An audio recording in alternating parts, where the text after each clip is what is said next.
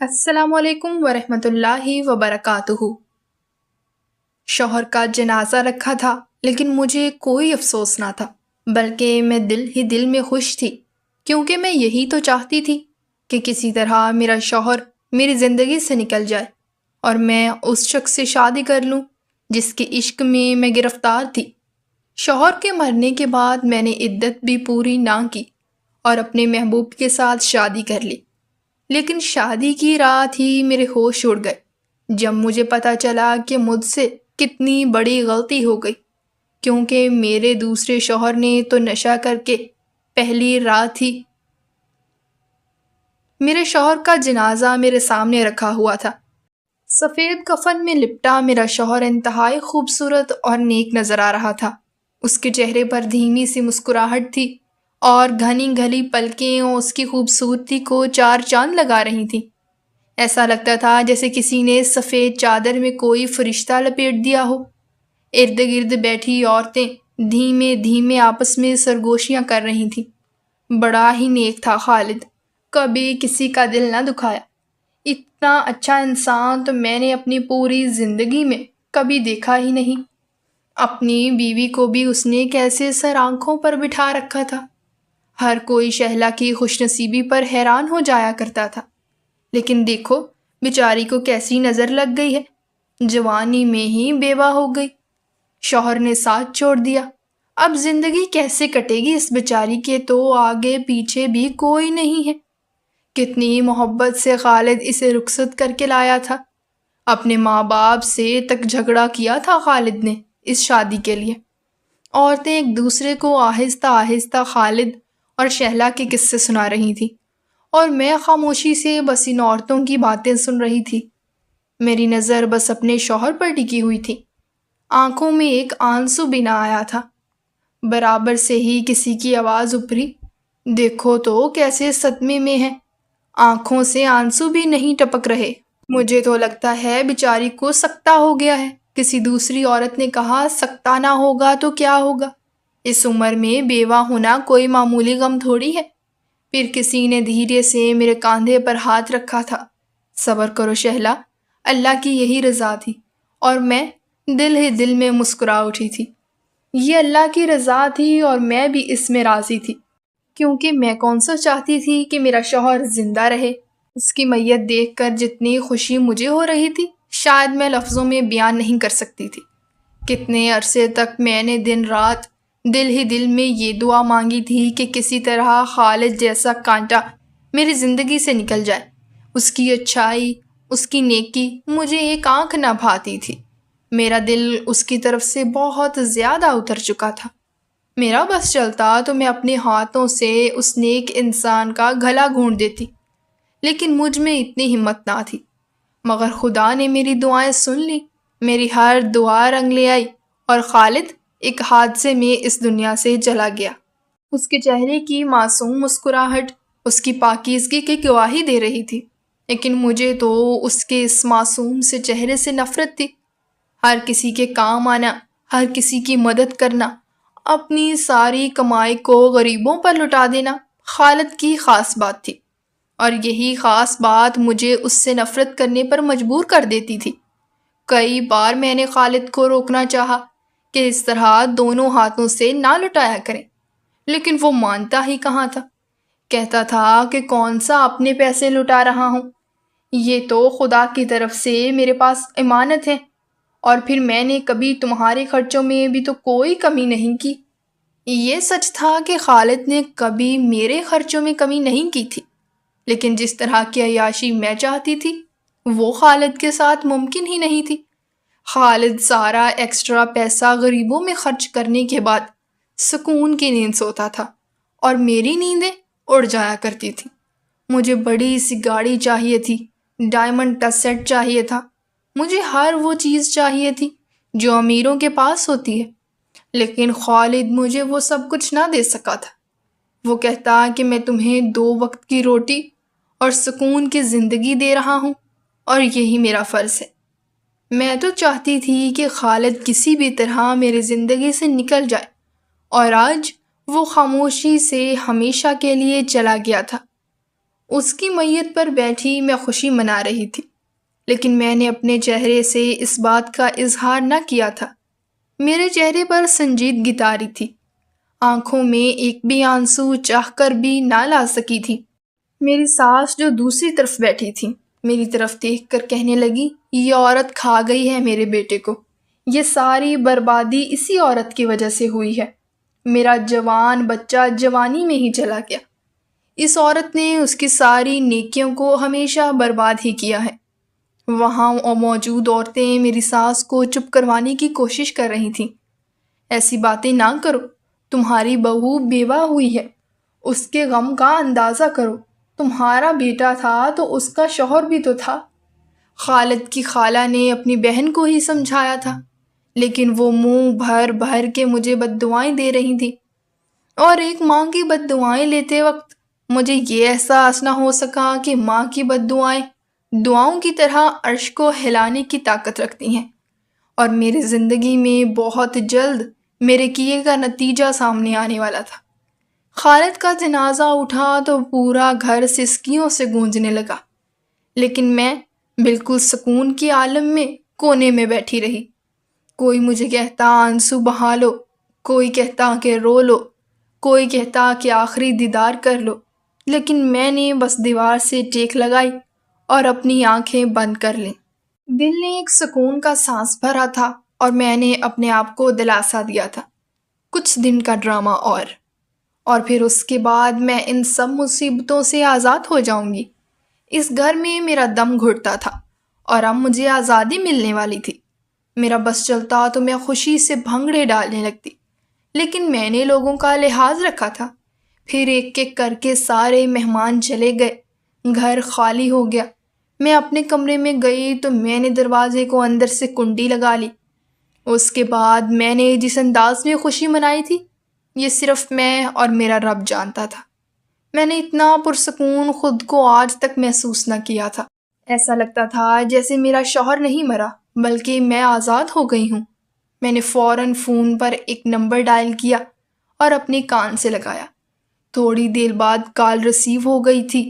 مبارک ہو شہلا، بنا کچھ کیے تمہارے راستے کا کانٹا ہٹ گیا، قبر میں اتار کر مٹی ڈال دی ہے، کچھ ہی دیر بعد تمہارے گھر آؤں گا، تعزیت کے بہانے سے تم سے ملاقات ہو جائے گی۔ جلال کی بات سن کر میں زور سے ہنسی تھی۔ کیوں نہیں، میں انتظار کر رہی ہوں، اسی دن کے لیے تو میں نے کب سے دعائیں مانگی تھی۔ اور پھر میں بستر پر سکون سے لیٹے مستقبل کے سہانے خواب سجانے لگی۔ جب سے میں جلال سے ملی تھی تب سے تو مجھے خالد سے اور بھی نفرت ہو گئی تھی۔ جلال میرے خالد کا بزنس پارٹنر تھا۔ مجھے پہلی بار ہماری ملاقات ایک دعوت میں ہوئی تھی۔ وہ دعوت مجھے آج بھی یاد ہے۔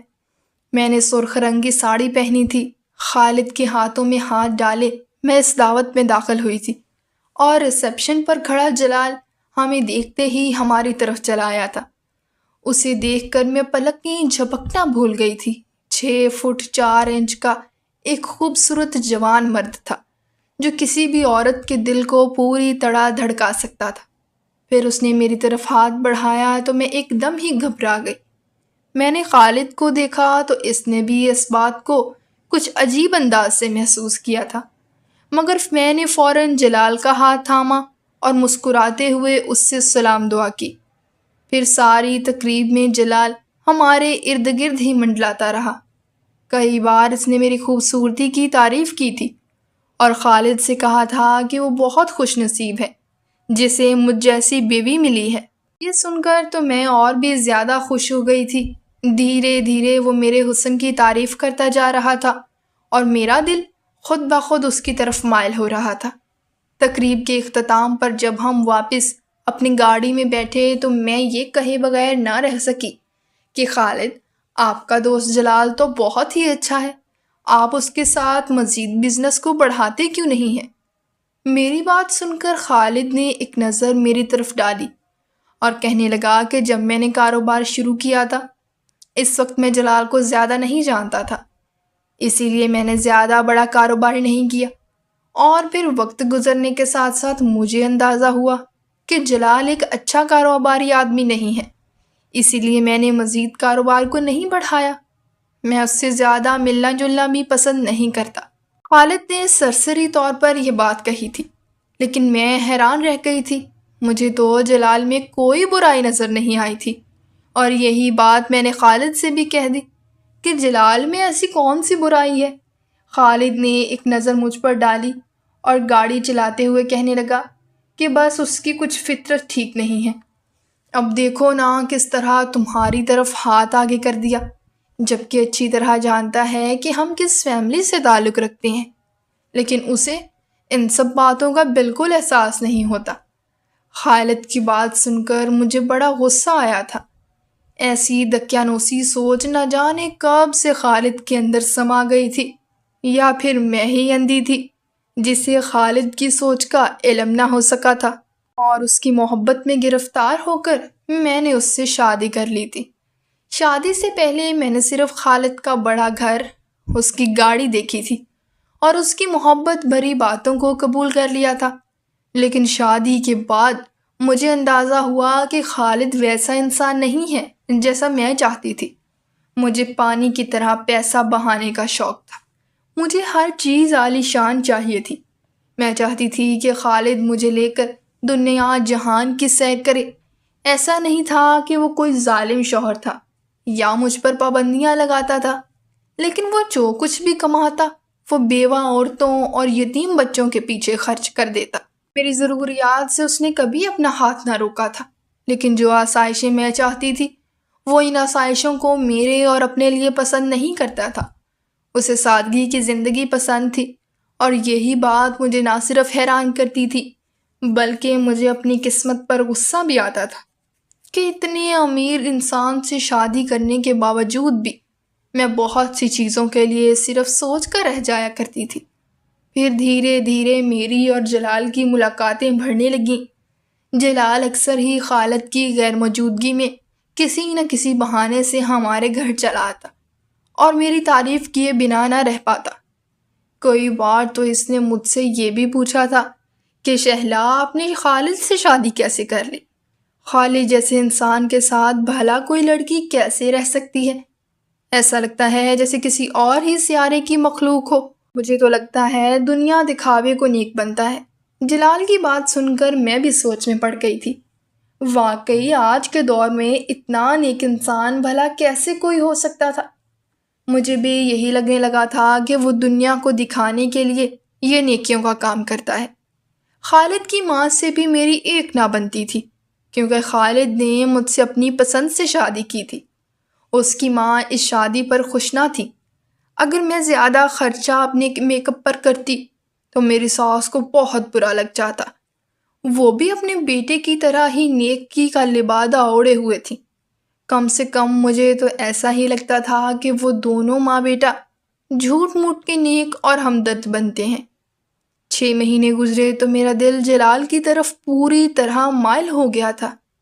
کبھی کبھی تو وہ راتوں کو مجھے فون کرتا اور میں خالد سے چوری چپ کے اس کا فون اٹھا کر اس سے محبت بھری باتیں کرنے لگتی۔ میری بہت سی خواہشات ایسی تھیں جو جلال نے پوری کی تھیں۔ وہ مجھے دوسرے ملکوں کے مہنگے ترین میک اپ لا کر دیا کرتا اور میرے دل کی مراد پوری ہو جاتی۔ البتہ میں ان سب چیزوں کو خالد سے چھپا کر رکھتی تھی۔ پھر دھیرے دھیرے مجھے یوں لگنے لگا جیسے میری زندگی خالد کے ساتھ برباد ہو رہی ہو۔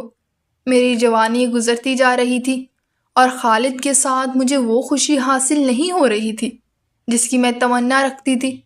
یوں ہی لگتا جیسے جلال وہ انسان ہے جو میری ہر خواہش پوری کر سکتا ہے، جو بالکل میرے جیسا ہے، جسے میری طرح خرچ کرنا بھی پسند ہے۔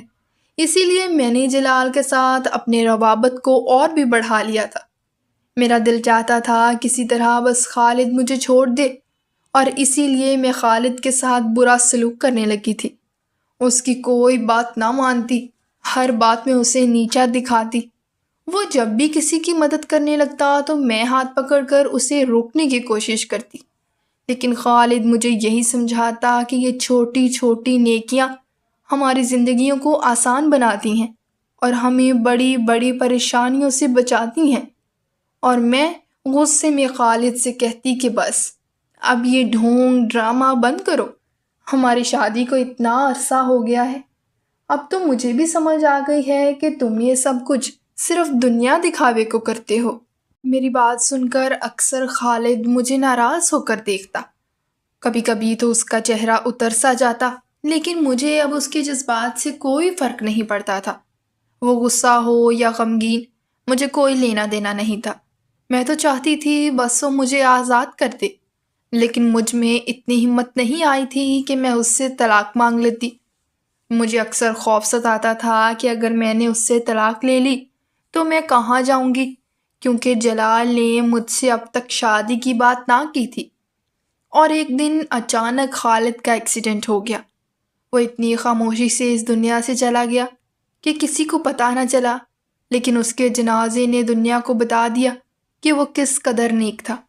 اتنے لوگوں نے شرکت کی تھی کہ شاید گنتی بھی نہیں کی جا سکتی تھی۔ کتنی عورتیں میرے پاس آ کر بیٹھ کر روئی تھیں کہ خالد ان کے گھر چلا آتا تھا۔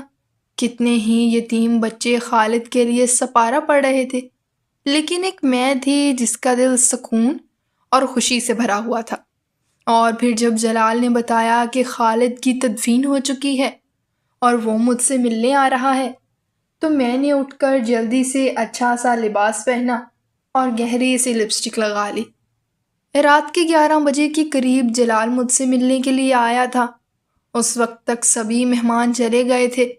میں اپنے کمرے سے نکلی کیونکہ جلال ڈرائنگ روم میں بیٹھا تھا۔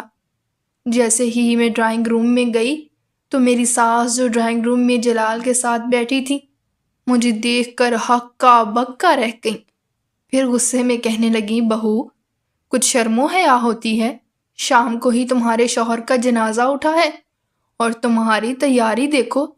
کیا تمہیں یہ نہیں معلوم کہ شوہر کے مرنے پر بیوی کو عدت کرنی ہوتی ہے؟ جلال نا محرم ہے، جاؤ اپنے کمرے میں اور یہ لباس تبدیل کرو، اور اب جب تک تمہاری عدت ختم نہ ہو میں تمہیں اس لپسٹک وغیرہ میں نہ دیکھوں۔ تمہیں تو کوئی طور طریقہ ہی نہیں آتا۔ ساس کی باتوں نے میرے اندر آگ لگا دی تھی۔ میں نے جلال کی طرف دیکھا تو وہ بیچارہ بھی خاموشی سے ہی مجھے دیکھ رہا تھا۔ میری ساس کے آگے وہ بھی کچھ نہ کہہ سکا تھا۔ میں پاؤں پٹکتی اپنے کمرے میں آ گئی تھی۔ جلال کچھ دیر بعد واپس چلا گیا تھا۔ پھر اس نے فون کر کے مجھے کہا کہ تمہاری ساس کے ہوتے ہوئے ہمارا ملنا ممکن نہیں ہے۔ میں بھی پھوٹ پھوٹ کر رونے لگی تھی۔ خالد سے آزادی ملی تھی تو ساس کے نام کی زنجیر میرے پیروں میں جکڑ گئی تھی، لیکن میں کیا کرتی؟ میرا کوئی میکا نہیں تھا۔ میں پھوٹ پھوٹ کر رونے لگی۔ مجھے اپنی ساس کا ہی سہارا تھا، اسی لیے ان کی بات سننا میری مجبوری تھی۔ اور پھر جلال نے بہت آہستگی سے ایسی بات کہی کہ میں ایک دم ہی چونک گئی۔ کہنے لگا، تم وہ گھر چھوڑ کیوں نہیں دیتی؟ اب تو تمہارا شوہر بھی نہیں ہے، تم سے کون سوال جواب کرے گا؟ میں نے کہا، جلال میں یہ گھر چھوڑ دوں تو کہاں جاؤں گی؟ کہنے لگا، میرے پاس آ جاؤ، یہ عدت وغیرہ کو چھوڑو، میں تمہیں اپنا لوں گا۔ اس کی بات سن کر میں حیران رہ گئی۔ یہ پابندیاں تو مجھے بھی برداشت نہیں تھیں، اسی لیے میں نے اس کی بات مان لی۔ 2-4 دن تو خاموشی سے گزارے اور پھر اس کے بعد اپنا سامان سمیٹا اور خاموشی سے ایک رات اس گھر کو چھوڑ کر نکل گئی۔ جلال کی گاڑی نے مجھے گلی کے کونے سے پک کیا تھا اور پھر وہ مجھے اپنے ایک چھوٹے سے فلیٹ میں لے گیا تھا۔ کہنے لگا کہ گھر والوں کو تمہارے بارے میں کچھ نہیں پتا، اسی لیے اپنے گھر نہیں لے جا سکتا، البتہ ہم یہاں رہ سکتے ہیں۔ یہ کہہ کر وہ میرے نزدیک آنے لگا تھا۔ میں گھبرا کر پیچھے ہوئی اور کہا کہ جلال تم نے کہا تھا کہ تم مجھ سے شادی کرو گے۔ وہ کہنے لگا، ہاں شادی بھی کر لیں گے، لیکن پہلے تھوڑی محبت تو ہو جائے۔ جلال کی بات سن کر میں گھبرا گئی اور کہا، نہیں جلال میں پہلے شادی کرنا چاہتی ہوں۔ وہ ہنسا اور پھر کہنے لگا، پھر میں صبح ہی کسی قاضی اور گواہوں کو لے آتا ہوں اور ہم شادی کر لیتے ہیں۔ اس رات وہ مجھے اسی فلیٹ میں چھوڑ کر چلا گیا اور پھر اگلی شام واپس لوٹا۔ اس کے ساتھ قاضی اور گواہ بھی تھے۔ بغیر عدت پوری کیے ہی میں نے جلال کے ساتھ نکاح کر لیا تھا۔ میں بڑی خوش تھی کیونکہ مجھے میری منزل مل گئی تھی۔ جلال نے کہا تھا وہ جلد ہی اپنے گھر والوں کو بھی سب کچھ بتا دے گا اور پھر سب ٹھیک ہو جائے گا۔ جلال نے مجھے مستقبل کے حسین خواب دکھائے تھے کہ وہ مجھے 7 سمندر پار کی سیر کروائے گا، مجھے بڑا سا بنگلہ گفٹ کرے گا، میرے پاس خوب ساری گاڑیاں اور نوکر چاکر ہوں گے، اور میں بس انہی سہانے خوابوں میں جھولا جھول رہی تھی۔ یہ سب چیزیں مجھے خالد کے گھر پر بھی میسر تھیں، لیکن میں ہر چیز بہت زیادہ چاہتی تھی۔ میرے اندر کی ہوس اور لالچ ختم ہونے کا نام ہی نہیں لیتی تھی۔ یہی لالچ تو تھی جو میں نے خالد سے شادی کی تھی۔ پھر جلال کے ساتھ میرا نکاح ہوا اور قاضی اور گواہ چلے گئے تو جلال میرے قریب آ گیا۔ کچھ دیر مجھ سے باتیں کرنے کے بعد جب وہ میرے اور نزدیک آیا تو اس کا فون بجنے لگا۔ کہنے لگا کچھ کاروبار کا ضروری کام ہے، میں باہر جا رہا ہوں، واپس آتا ہوں تو تم سے بات کرتا ہوں۔ وہ ہنستا مسکراتا باہر چلا گیا، لیکن پھر جب رات کو وہ واپس لوٹا تو اس کی حالت دیکھ کر میں چونک گئی۔ اس کی چال بگڑی ہوئی تھی۔ مجھے ایک لمحوں میں ہی سمجھ آ گیا کہ وہ اپنے ہوشوں میں نہیں تھا۔ پھر جب وہ میرے قریب آ کر بیٹھا تو اس کے منہ سے شراب کی بو آ رہی تھی۔ میں نے گھبرا کر پوچھا، جلال تم نے شراب پی ہے کیا؟ وہ زور سے ہنسا اور کہنے لگا، ہاں میں تو اکثر ہی شراب پیتا ہوں اور کبھی کبھی آئس کا نشہ بھی کرتا ہوں۔ اس کی بات سن کر میرے ہوش اڑے تھے۔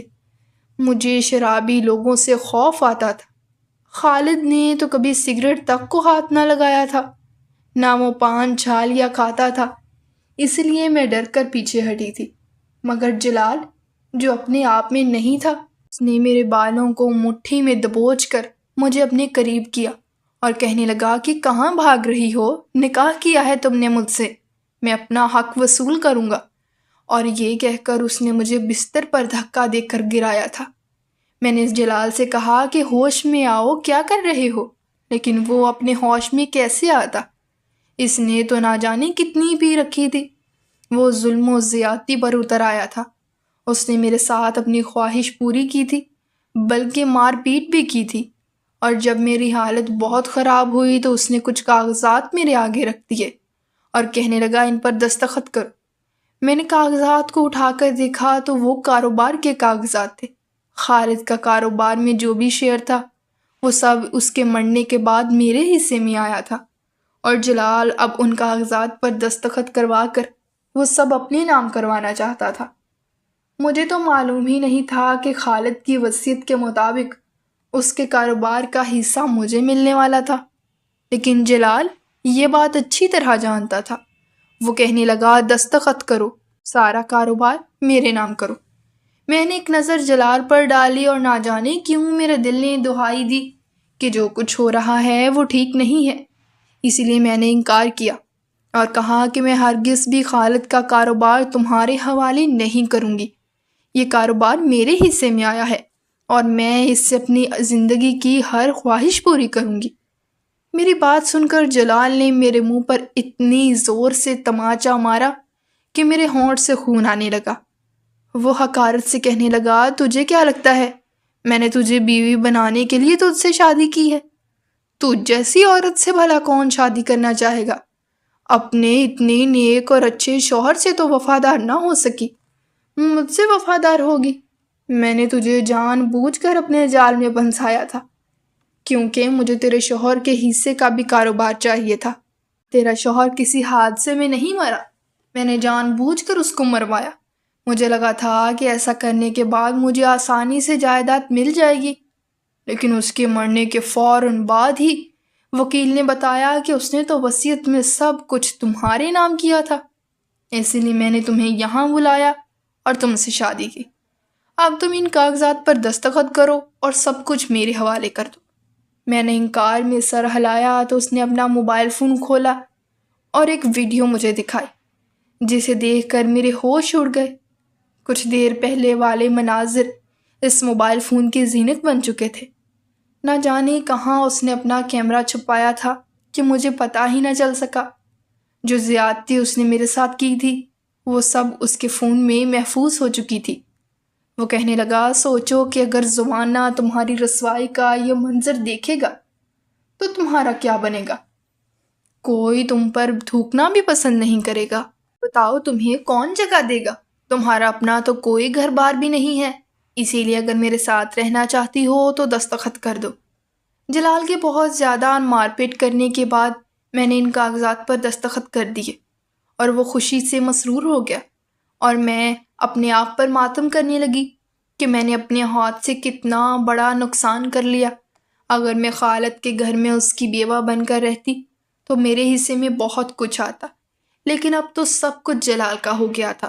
اور پھر اس کے بعد جب جلال واپسی جانے کے لیے مڑا تو میں نے اسے آواز دی اور کہا کہ تم مجھے اپنے گھر کب لے کر جاؤ گے؟ میں یہاں اس فلیٹ میں کیسے رہ سکتی ہوں؟ مجھے اکیلے ڈر لگتا ہے۔ وہ کہنے لگا، کون سا گھر؟ میرے گھر میں میری بیوی اور میرے 4 بچے رہتے ہیں، میں ان کے ساتھ بہت خوش ہوں۔ تم صرف میرے لیے ایک مہرہ تھی، اس سے زیادہ کچھ نہیں۔ میرا تمہارا کوئی واسطہ نہیں۔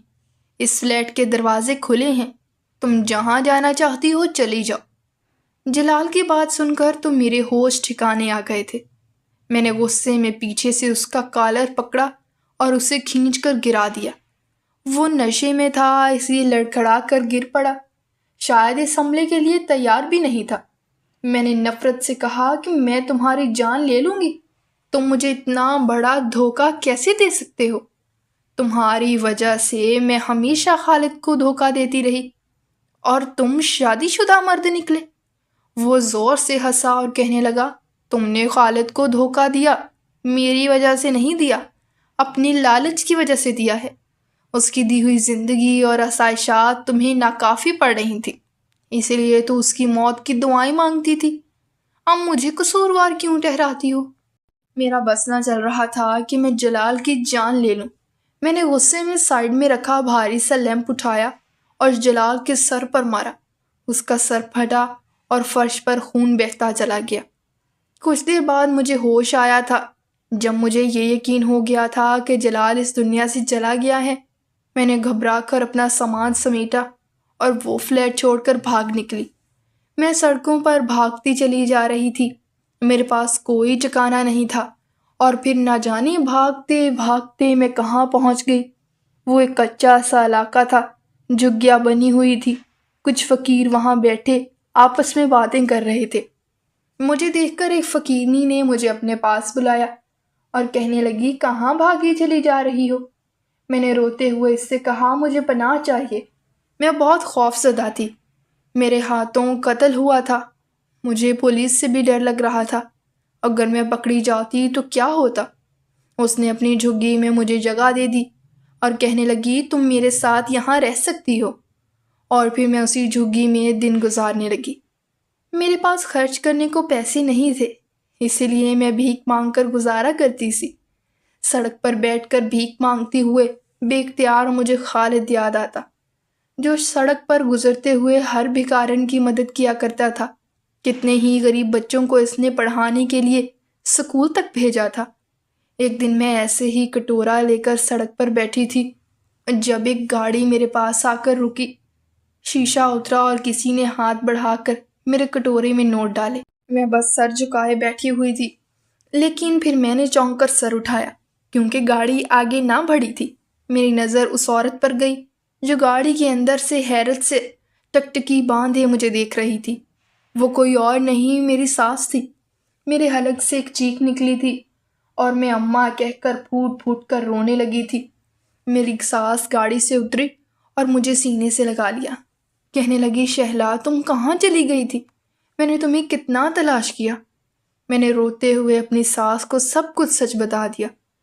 وہ بہت دیر تک میری ساس خاموش رہی اور پھر کہنے لگی، چلو گاڑی میں بیٹھو، گھر چلو۔ میں حیران رہ گئی کہ میں جس عورت کے بیٹے کے مرنے کی دعا مانگتی تھی وہ مجھے گھر لے جانے کی بات کر رہی تھی۔ میری ساس کہنے لگی کہ بیٹے کے جانے کے بعد میں بالکل تنہا رہ گئی ہوں، کم سے کم اب تمہارے ساتھ یہ سوچ کر زندگی گزار لوں گی کہ تم کچھ اور نہیں لیکن میرے بیٹے کی محبت ضرور تھی۔ میں تمہیں اس طرح سڑک پر نہیں چھوڑ سکتی۔ اگر آج خالد زندہ ہوتا تو تمہیں اس طرح دیکھ کر اس کی جان نکل جاتی۔ چلو میرے ساتھ۔ میری ساس مجھے واپس اسی گھر میں لے آئی تھی جہاں سے آزادی کی میں دعائیں مانگتی تھی، اور مجھے اس گھر میں داخل ہو کر احساس ہوا تھا کہ یہ گھر میرے لیے کتنا محفوظ تھا۔ نہا دھو کر صاف ستھری ہو کر جب میں اپنی ساس کے پاس پہنچی تو انہوں نے میرے آگے بہترین کھانا لگوا دیا۔ میں آنسوؤں سے رونے لگی۔ میری ساس نے میرے ہاتھ تھامے اور کہنے لگی، مجھے تم سے بہت گلے شکوے تھے کیونکہ میں جانتی تھی کہ تم ایک لالچی عورت ہو، لیکن آج مجھے تم سے کوئی شکایت نہیں کیونکہ تقریر نے تمہیں صحیح اور غلط سمجھا دیا ہے۔ تمہارے حصے کی سزا تمہیں مل چکی ہے۔ خالد شاید اتنی ہی زندگی لکھوا کر آیا تھا۔ انسان کو کبھی اتنی لالچ نہیں کرنی چاہیے کہ وہ اندھے کنویں میں ہی جا گرے۔ ساس کی بات سن کر میں نے اپنے آنسو پہنچے تھے اور اپنی غلطیوں پر ان سے معافی مانگی تھی۔ میری ساس نے ایک ماں ہونے کا حق ادا کیا تھا۔ میری ساس نے بتا دیا کہ وہ خالد کی ماں تھیں کیونکہ بڑی اعلیٰ ظرفی کے ساتھ انہوں نے مجھے معاف کر دیا تھا۔ میں نے کھانا ختم کیا تو وہ کہنے لگیں کہ کچھ غریب بچے اور بیوہ عورتیں راشن کے لیے آنے والی ہیں۔ میں چاہتی ہوں آج تم اپنے ہاتھوں سے راشن تقسیم کرو تاکہ تمہیں پتہ چلے کہ یہ سکھ کیا ہوتا ہے۔ ساس کی بات پر میں نے سر ہلایا تھا اور ان غریبوں کو راشن تقسیم کر دیا تھا، اور اس رات واقعی ہی مجھے ایسی سکون کی نیند آئی تھی کہ میں بیان نہیں کر سکتی۔ اب مجھے سمجھ آ گیا تھا کہ خالد کس سکون کی بات کرتا تھا۔ میں آپ سب سے بھی یہی کہوں گی کہ ہمارا سکون دنیا کی آسائشات اور ان فانی چیزوں میں نہیں ہے، بلکہ ہمارا سکون تو انسانیت کی بھلائی اور مدد کے لیے ہاتھ بڑھانے میں ہے۔ آئیے اور اپنا ہاتھ بڑھائیں، انسانیت کی مدد کریں اور خود کو لالچ کے اندھے کنویں سے بچائیں۔ ہماری آج کی کہانی آپ کو کیسی لگی؟ کمنٹ باکس میں اپنی رائے کا اظہار ضرور کریں، اور مزید اس طرح کی سبق آموز کہانیاں اور واقعات سننے کے لیے ہمارے چینل کو سبسکرائب کریں۔